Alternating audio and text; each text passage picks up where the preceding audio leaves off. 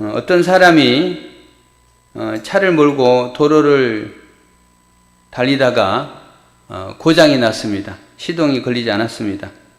그래서 멈춰 서서 길가에 아주 난감하게 하고 있었는데 그곳에 어떤 노인이 다가왔습니다. 차를 끌고 노인이 다가왔고 어떤 일이십니까? 물어봤고 차가 고장이 났는데 어떻게 고장이 났는지 어떻게 고쳐야 되는지 모르겠습니다. 라고 이야기를 합니다.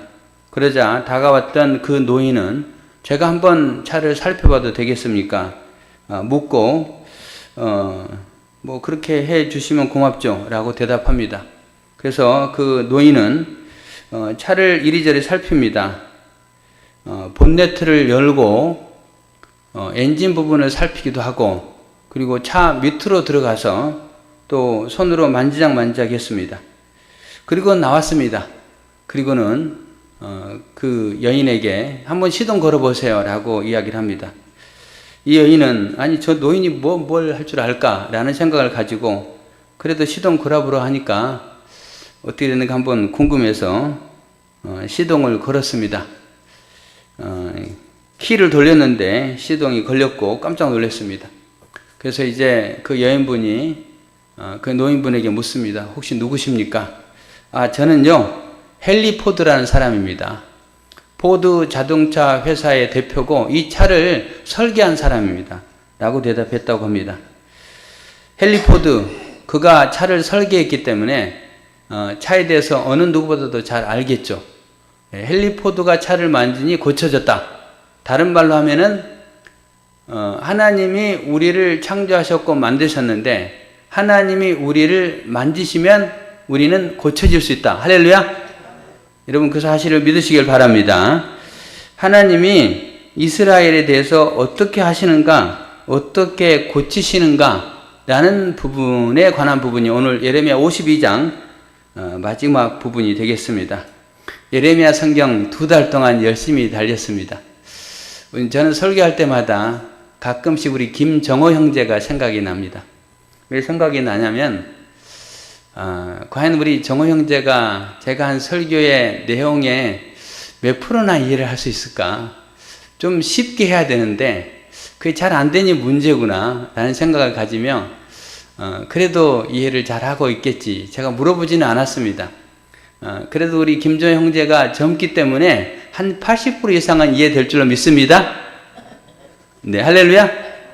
100%라고는 말 못하겠어요. 왜냐면 저도 100% 이해를 못하니까. 네. 그래도 하여튼 잘 이해를 하고 있고 또 말씀을 들을 때 보면 잘 듣습니다. 지난주 우리 서울 강서지방의 남전도에 연합회 모임 갈 때 설교를 했는데요.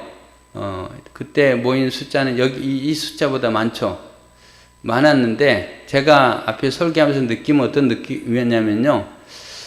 사람들이 몰입하고 있다. 예, 초집중하고 있다라는 그런 느낌을 받았습니다. 그런 느낌을 우리 김정호 형제한테도 가끔씩 받습니다. 예, 그렇게 잘 듣고 있고 또 하나님이 은혜 허락하여 줄 줄로 믿습니다. 하여간 그런 어려운 예레미야 성경을 이제 마지막 오늘 보게 됩니다. 마지막 보게 되고 예레미야 51장 끝부분에 보면은 예레미야의 말이 이에 끝나니라 마치니라 뭐 이렇게 표현되어 있습니다. 예레미야 성경 예레미야 52장인데 51장까지 예레미야 선지자의 말이고 물론 예레미야 선지자가 직접 기록한 건 아니겠죠. 나중에 이제 바벨론 포로 후기 때 에스라 학사가 전체를 이렇게 모읍니다. 그런 내용인데 예레미야의 사역이기 때문에 저자를 예레미야라고 합니다. 그런데 예레미야가 하나님 말씀을 선포한 것은 51장까지고 52장은 그 아니라는 겁니다. 후대 사람들이 기록했다라는 그 부분이고 왜 기록했을까라는 부분들을 살펴본다면 앞부분 예레미야 1장부터 52장까지 하나님의 감동을 받아 선포한 예레미야 선지자의 말이 이루어졌다 라는 것을 보여주고 있는 것이 예레미야 52장의 내용입니다. 그래서 후대에 첨부한 것이다 라고 우리가 살피면 되겠습니다. 그러면 예레미야 52장에는 어떤 내용이 나와 있는가? 어제 토요일 말씀 가운데 1절부터 11절 말씀까지는 남유다의 마지막 왕 시드기야 왕의 하나님을 향한 악한 그런 모습들, 그리고 하나님이 어떻게 그를 심판하셨는가, 시드기야 왕의 최후의 모습이 어떤 모습인가 라는 부분이 기록되어 있습니다. 시드기야 왕이 바벨론을 배반하고 그리고 예루살렘 성이 무너질 때에 군사들이 이끌고 도망치지만 결국은 여리고 평지에서 잡히게 되고, 그리고 이제 사로잡아 끌려가는데 림나라는 곳에 가서 이제 바벨론의 왕 느부갓네살은 이제 왕자들을 다 죽이고, 그리고 고관들을 다 죽이고, 종교 지도자들 다 죽이고, 하여튼 바벨론의 반기를 든 사람 대부분 다 죽입니다. 죽이고 나머지 사람들을 끌고 가는 그런 모습들이 전개가 됩니다. 그래서 1절부터 11절 말씀까지는 다 죽음의 모습을 보고 시드기야도 두 눈이 뽑혀서 바벨론에 끌려갔고, 그리고 바벨론의 감옥에서 결국은 생애를 마감했다라는 부분까지가 1절부터 11절까지의 내용이었습니다.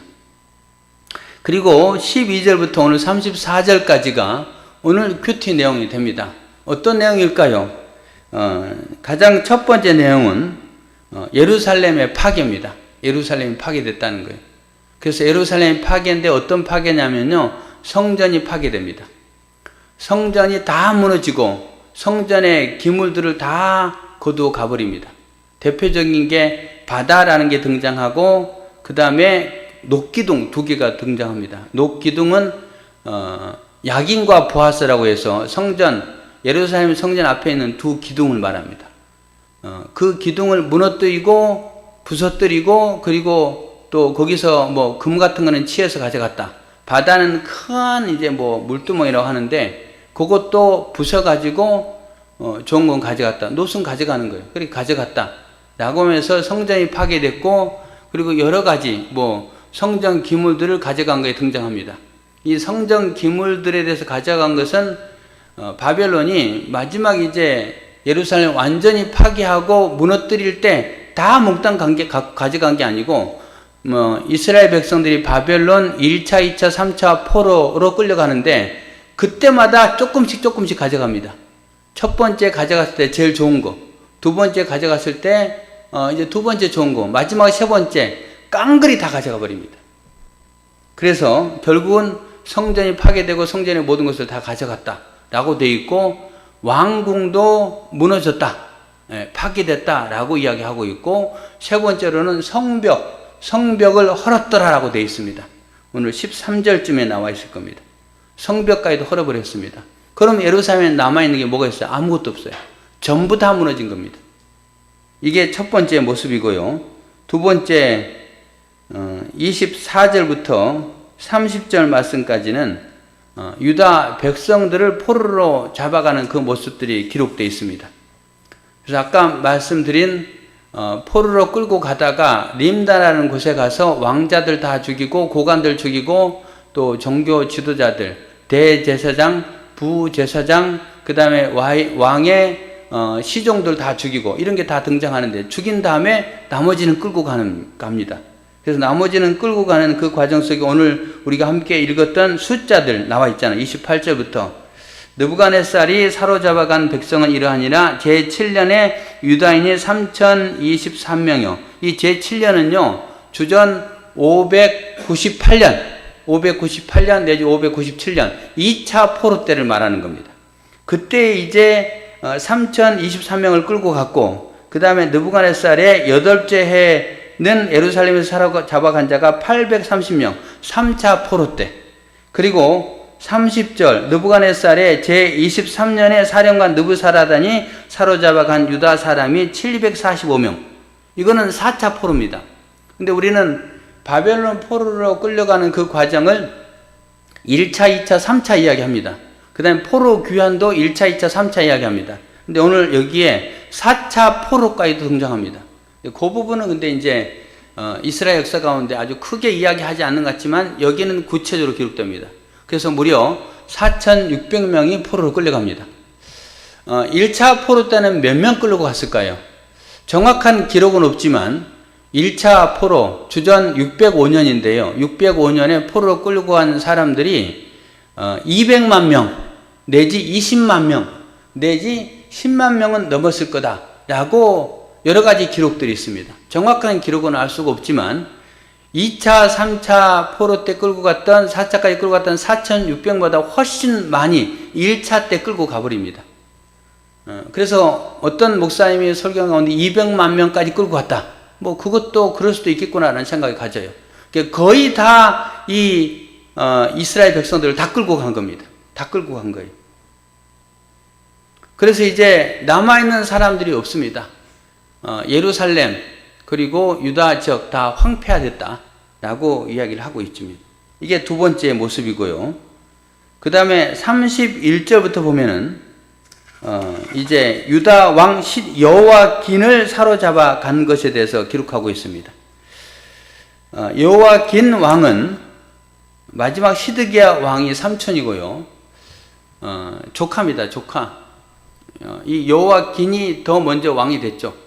먼저 왕이 됐고 2차 포로 때 끌려갑니다. 여호와긴 왕은 포로로 끌려가요. 근데 포로로 끌려간 지 뭐 37년 때에 이제 그의 머리를 들어줬다라는 표현이 되어 있습니다. 그의 머리를 들어줬다라는 표현 전에 이스라엘 상황을 보면요. 성전, 성벽 파괴됐고 성벽 무너졌고 아무것도 없어요. 그 다음에 이스라엘 그 백성들, 주민들 포로로 다 끌고 가버렸습니다. 그 다음에 세 번째, 왕도 포로로 끌고 갔습니다. 국가 구성의 3요소, 뭐죠? 국가라고 하면은 3요소 뭐가 있어? 우리 학교 다닐 때 배웠잖아요. 영토, 그 다음에 주민, 그 다음에 주권, 세 가지입니다. 근데 오늘 본문에 이 세 가지가 다 끝나버렸습니다. 영토, 완전 깡그리 망했죠. 자기 땅 아니죠. 그 다음에 주민 다 끌려갔죠. 그 다음에 주권, 왕이 주권이잖아요. 왕 끌려갔잖아요. 끝났어요. 그래서 오늘 본문을 보면요. 하나님이 말씀하신 대로 이스라엘은 끝났구나. 남유다는 끝났구나. 이런 부분들을 우리가 살필 수가 있습니다. 하나님이 그렇게 그들에게 악에서 떠나라고 말씀했는데, 우상 숭배하지 말라고 했는데, 아니 하나님이 너희들을 징계할 것이니까 바벨론에 항복하라고 했는데 항복하지 않는 그 결과는 다 망했잖아요. 완전히 망했다는 겁니다. 남은 게 하나도 없다는 거예요.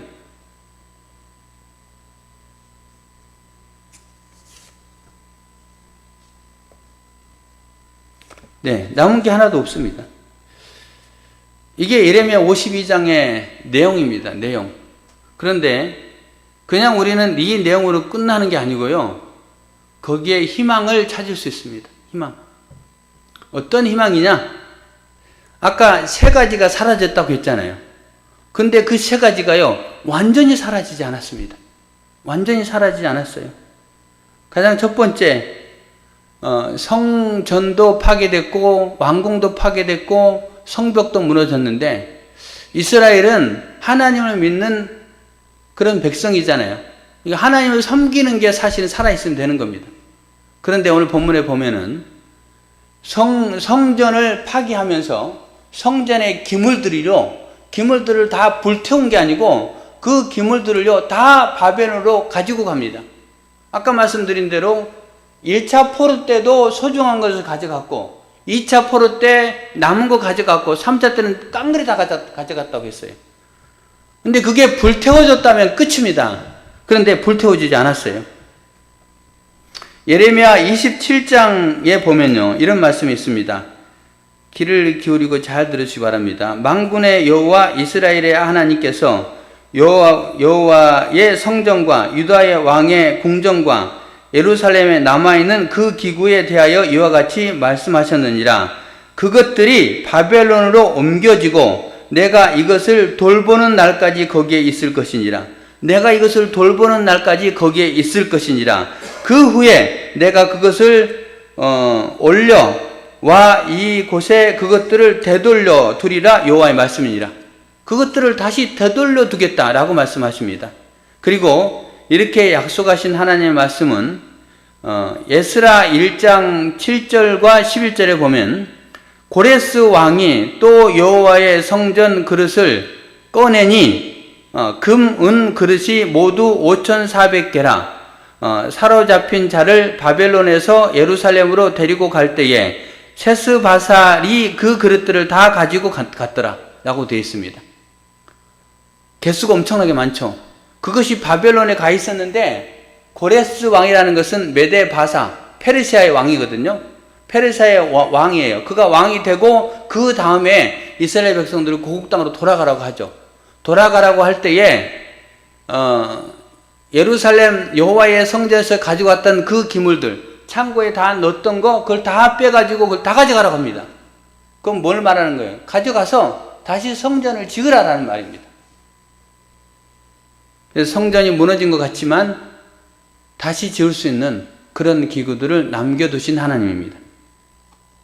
두 번째, 그 백성들이 다 끌고 갔잖아요. 중간에 많이 죽기도 하죠. 왕자도 죽고, 고관들 다 죽고, 또 대제사장, 부제사장 다 죽고, 다 죽여요. 그래도 불구하고 오늘 본문의 근거에도 4,600명을 포로로 끌고 갑니다.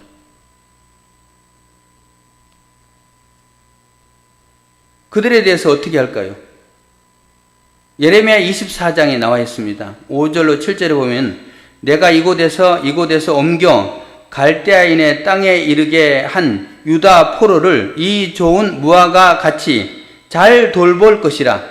내가 그들을 돌아보아 좋게 하여 다시 이 땅으로 인도하여 세우고, 헐지 아니하며 심고 뽑지 아니하겠고, 내가 여호와인 줄 아는 마음을 그들에게 주어서 그들이 전심으로 내게 돌아오게 하리라. 그들은 내 백성이 되겠고 나는 그들의 하나님이 되리라. 이렇게 말씀합니다. 그들을요, 이스라엘 백성들을요, 바벨론 포로로 끌고 간 다음에 그들을 거기서 돌보시겠다라고 말합니다. 성전의 기물들도 하나님이 돌보겠다고 말씀하셨고요, 이스라엘 백성들도 돌보겠다라고 말씀하십니다. 예레미야 29장 10절, 여호와께서 이와 같이 말씀하시니라. 바벨론에서 70년이 차면 내가 너희를 돌보고 나의 선한 말을 너희에게 성취하여 너희를 이곳으로 돌아오게 하리라. 돌아오게 하리라. 여호와의 말씀이니라. 너희를 향한 나의 생각은 내가 하나니 평안이요 재앙이 아니니라. 너희에게 미래와 희망을 주는 것이니라. 이것은 여호와의 말씀이니라. 나는 너희들을 만날 것이며 너희를 포로된 중에서 다시 돌아오게 하되, 내가 쫓아 보내었던 나라들과 모든 곳에서 모여 사로잡혀 떠났던 그곳으로 돌아오게 하리라. 이것은 여호와의 말씀이니라. 돌아오게 하겠다 라고 분명하게 약속하시는 말씀이 전개가 됩니다. 그 약속된 말씀대로 하나님이 이스라엘 백성을 나중에 돌아오게 하신다는 거예요. 포로로 끌려간 모든 사람이 돌아오지는 않았습니다. 거기에 정착한 사람들이 있어요. 여기가 좋사오니. 여기가 좋사오니 정착한 사람들 가운데는 포함한다면 다니엘도 있고, 그 다음에 또 왕비 에스더도 있고, 모르드게도 있고, 그들은 돌아오지 않고 거기에 정착된 사람들로 남아 있습니다. 정착되어 있다는 것은요, 나중에 슬픔도 겪을 수 있어요. 다만 그들이 이제 디아스포라 유대인이 돼가지고 오랜 역사 가운데 그 땅에서 지내는 그런 모습도 등장합니다. 하여간 하나님이 돌아오게 하겠다 약속했고 돌아오게 합니다. 영토, 그 다음에 주민 돌아오게 하십니다. 마지막 주권. 오늘 본문에 뭐라고 말합니까? 31절, 유다 왕 여호와긴이 사로잡혀 간지 37년 곧 바벨론의 에윌무르닥 왕의 즉위 원년 12째 달 25째 날 그가 유다의 여호와긴 왕의 머리를 들어주었고 감옥에서 풀어주었더라. 에윌무르닥 왕, 이 왕은요 통치를 2년 합니다. 2년밖에 안 해요. 근데 왕이 되자마자 그가 취했던 그 모습 가운데 포로로 잡았던 그 사람들의 그 왕들의 신분과 지위를 회복시켜 줍니다. 물론 본국에 돌아가게 하지는 않아요. 돌아가게 하지 않지만 회복시켜 주고요. 특별히 남유다의 왕 여호와긴 왕에 대해서는 그에게 친절하게 말하고 그의 자리를 그와 함께 있는 바벨론에 있는 왕들의 자리보다 높였다. 제수의 의복을 갈아입혔고 그의 평생 동안 항상 왕의 앞에서 먹게 하였으며 그가 날마다 쓸 것을 바벨론 왕에게서 받은 정량이 있었고 죽는 날까지 곧 종신토록 받았더라. 종신토록 국민연금 받았더라. 예, 이런 말입니다. 예, 종신토록. 예, 국민연금 많이 받고 싶죠. 예, 그런 부분이에요. 왕의 머리를 들었고, 그리고 다른 그런 그 제국에 지배받은 다른 나라의 왕들보다 더 높였고, 늘 왕과 함께 식사했고, 그리고 그에게 평생토록 먹을 것, 필요한 걸 제공했더라라고 표현하고 있습니다. 이건 뭘 말하는 겁니까? 남유다의 왕이 끝났는 것 같았는데 남유다의 왕을 다시 회복시켜주고 있습니다. 여호와긴 왕이라고 했잖아요. 마태복음 1장 우리가 수예배 때 살펴보고 있는데 마태복음 1장 11절쯤에 보면은 뭐라고 기록되어 있냐면은 요시야에 대해서 이야기를 하면서 요시야의 아들 요고냐와 그의 형제들이라고 표현되어 있습니다. 요시야의 아들 요고냐와 그의 형제들, 다른 데는 요고니아라고도 표현됩니다. 그 요시야의 아들 요고냐가 누구냐? 여호와긴입니다. 사실 실제적으로 말하면은 요시야 왕의 아들이 아니고 손자입니다. 근데 그 요시야 왕의 아들들의 이름은 다 생략되고 손자의 이름이 기록됩니다. 손자의 이름이 기록되고 오늘 본문에도 시드기야 왕은 10절 11절 말씀에 그의 운명이 끝난 걸로 이야기를 하지만 여호와긴 왕은 머리를 들었다라고 말하면서 이것은 결국 뭘 말하냐면요, 다윗 왕권이 지속되고 있다, 끝나지 않았다. 그리고 마태복음 1장의 말씀에 근거한다면 다윗 왕권이 끝나지 않았고 그 족보 가운데 예수 그리스도를 보내주셨다. 여기까지 이어지는 겁니다. 뭐예요? 절망 같았지만 이스라엘 끝인 것 같았지만 끝이 아니고 다시 시작되게 하시는 하나님의 약속대로 그들을 징계하셨지만 징계 끝에 다시 회복시키시는 하나님의 은혜가 예레미야 52장에 기록되어 있습니다. 할렐루야. 여러분, 이것은 한마디로 표현하면은 하나님은 계획하신 일들을 이룰 때까지 멈추지 아니하신다라는 말입니다. 한번 따라해 주시기 바랍니다. 하나님은 계획하신 일을 이루실 때까지 멈추지 아니하신다. 여러분, 멈추지 아니하신다는 거예요. 하나님은 그 계획한 일들을.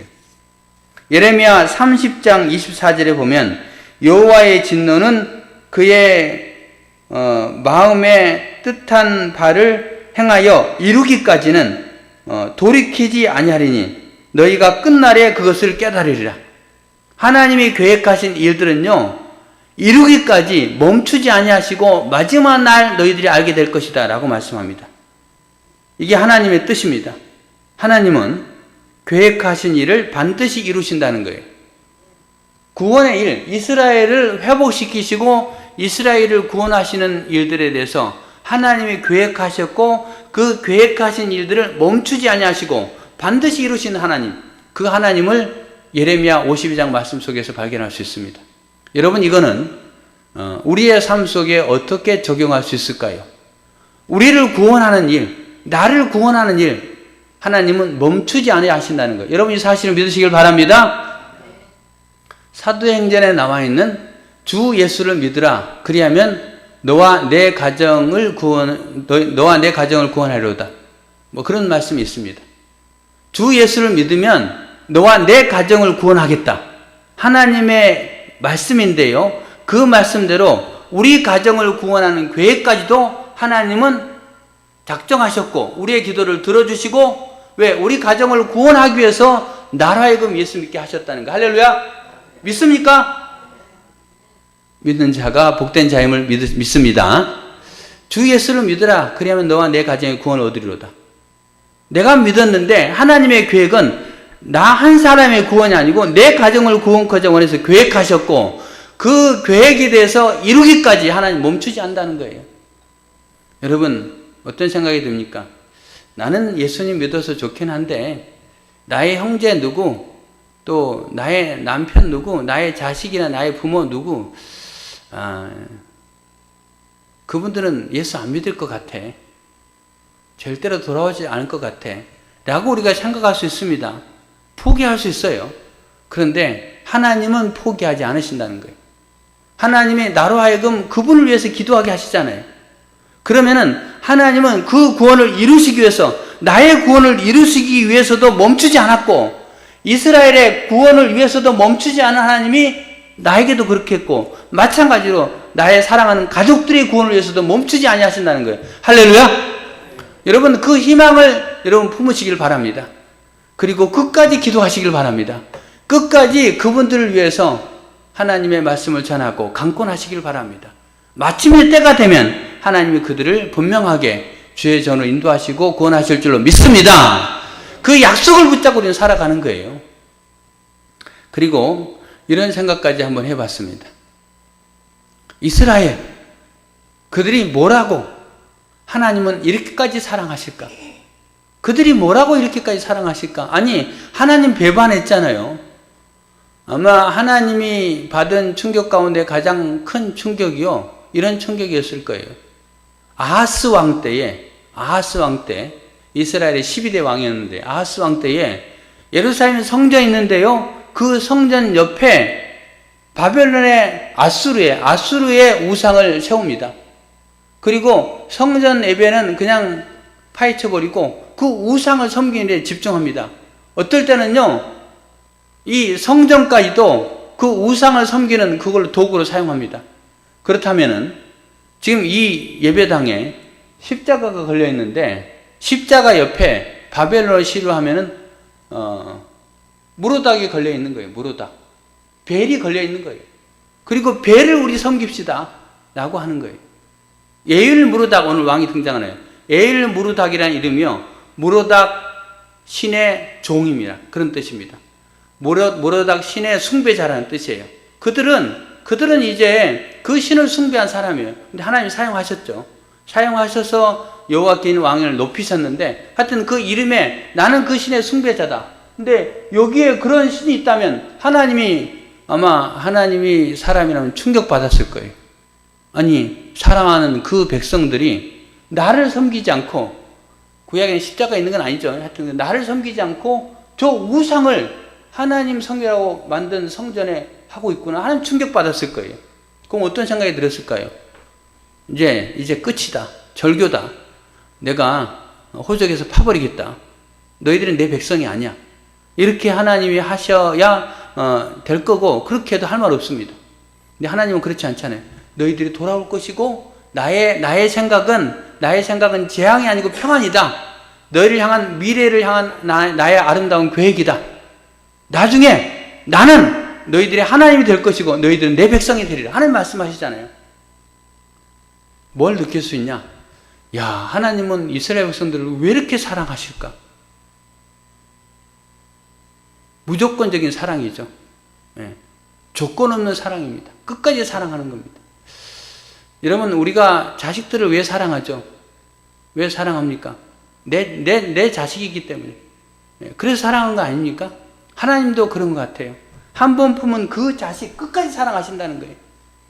오늘 예레미야 52장에 하나님이 그 백성을 얼마나 사랑하시는가, 그 백성을 사랑하셔서 때로는 마음 아프고 찢어진 마음으로 징계하셨고 독생자 예수를 보내시기까지 하시지만 그래도 사랑하시는 그것 때문에 그렇게 보여주는 하나님의 사랑을 봅니다. 여러분, 그렇습니다. 온 세상이 나를 버릴지라도 하나님 나를 사랑하신다는 거예요.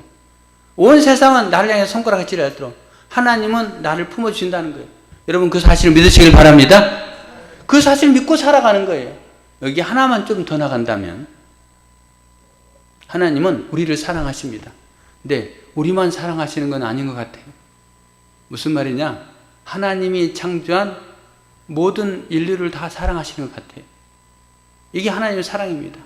하나님의 끝없는 사랑, 계속된 사랑, 중단 없는 사랑, 그 사랑을 계속 베풀고 있고, 하나님이 이스라엘 백성들을 사랑하신 이유가 뭘까요? 사랑하시는 이유를요, 이렇게 이야기할 수 있습니다. 출애굽기 19장 4절인데요. 내가 애굽 사람에게 어떻게 행하였음과 내가 어떻게 독수리 날개로 너희를 업어 내게로 인도하였음을 너희가 보았느니라. 세계가 다 내게 속하였나니 너희가 내 말을 잘 듣고 내 언약을 지키면 너희는 모든 민족 중에서 내 소유가 되겠고 너희가 내게 대하여 제사장 나라가 되며 거룩한 백성이 되리라. 너는 이 말을 이스라엘 자손에게 전할지니라. 하나님 이스라엘 백성들을요, 독수리의 날개 업은 것 같이 애굽 땅에서 건져냈는데 그것은 제사장 나라로 삼기 위해서 그렇게 하셨다라고 말하고 있습니다. 제사장 나라. 베드로전서 2장 9절에도 이렇게 말하죠. 너희는 택하신 족속이요 왕같은 제사장들이요 거룩한 나라요 그의 소유된 백성이니 이는 너희를 어두운 데서 불러내어 그의 기이한 빛에 들어가게 하신 이의 아름다운 덕을 선포하게 하리 하심이라. 무슨 말입니까? 우리를 제사장 나라, 하나님의 백성으로 세우셨는데 그 이유는 우리가 제사장 나라가 돼서 하나님이 우리를 어떻게 구원했는가 그 아름다운 덕을 세상에 선포하게 하기 위해서 나를 사랑하셨다라고 말합니다.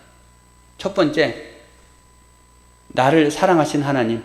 두 번째, 나뿐만이 아니고 다른 사람을 사랑하는데 우리에게는 그 사랑을 하나님이 당신을 너무너무 사랑하셔라는 것을 가서 선포하라고 주님께서 우리를 사랑하시고 계시다는 거예요. 나를 사랑하시는 걸 기억해야 될 것이고 그리고 그 사랑을 가서 선포해야 됩니다. 지난 수예배 시간에 말씀드렸던 것 같은데요. 전도라는 거는요, 가서 데리고 오는 게 전도가 아니고 도를 전하는 거. 도는 뭐예요? 복음이죠. 복음을 전하는 거.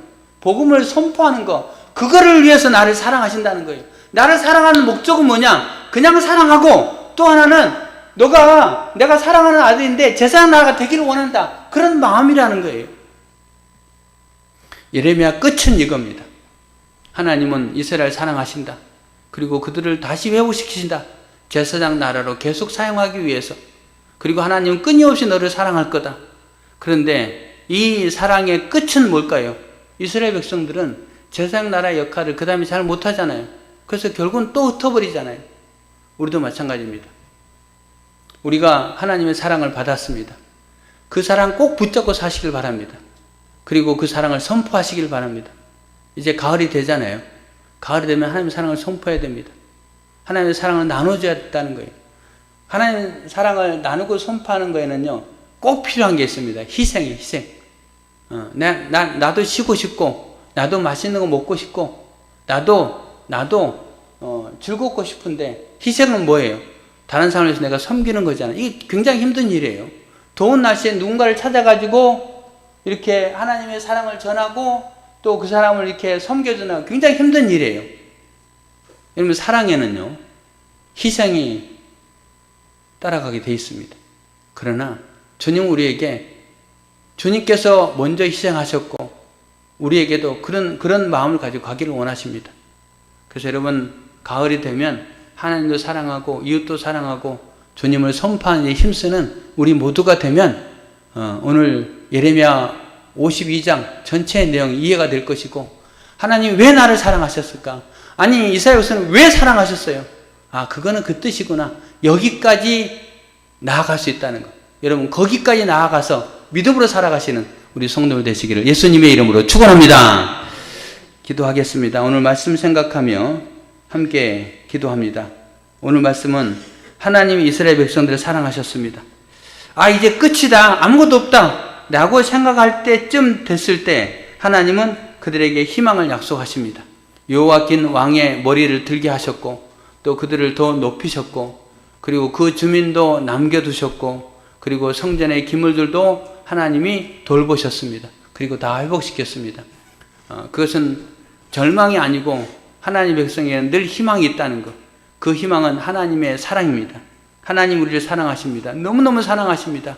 아 나는 사랑받는 것도 아닌 것 같아. 아니요. 우리는 정말 사랑받은 세상에서는 사랑을 안 받을지라도 하나님께 사랑받는 존재입니다. 그 사랑에 감사합시다. 그 사랑을 마음속에 새깁시다. 그리고 그 사랑 때문에 자부심도 가지고 자존감도 높입시다. 그리고 하나님 그 사랑 내가 선포하기를 원합니다. 내가